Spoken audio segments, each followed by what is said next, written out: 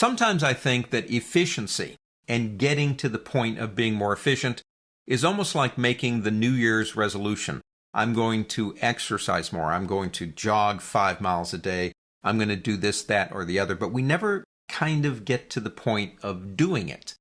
One of the mundane, almost boring parts of getting more efficient is setting up the workspaces. Now, once you got them, that's cool, but setting them up.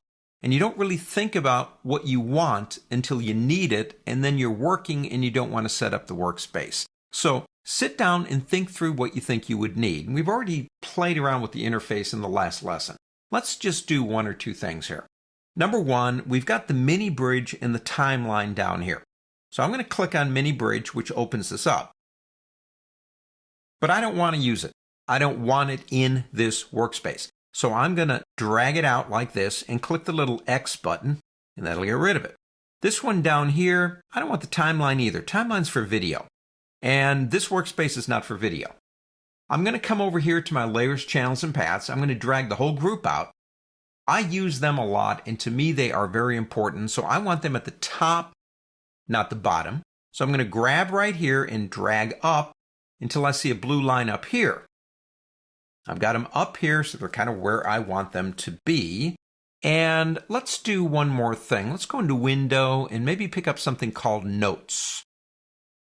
Now it puts it over here, but I'm going to drag it out of there. And I'm going to put it down here.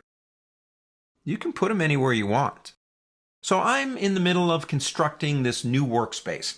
It has to do with my workflow, say with a certain client, things that I need to get the job done, and I've gotten rid of the things I don't need, but I don't want to keep coming back and reassembling this every time I want to use it.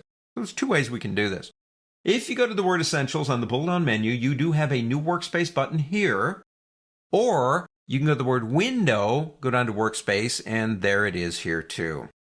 Either way, give it a name.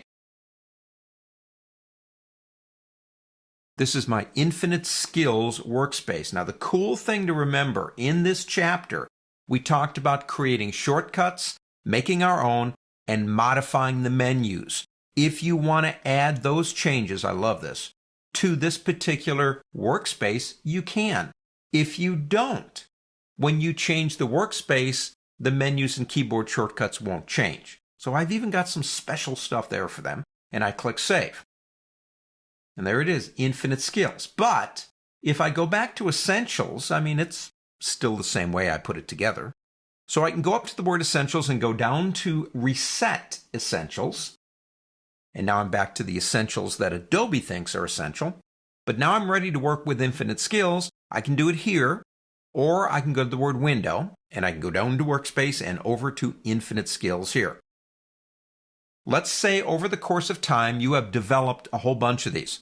I usually have, 10 or 15 on my working computer.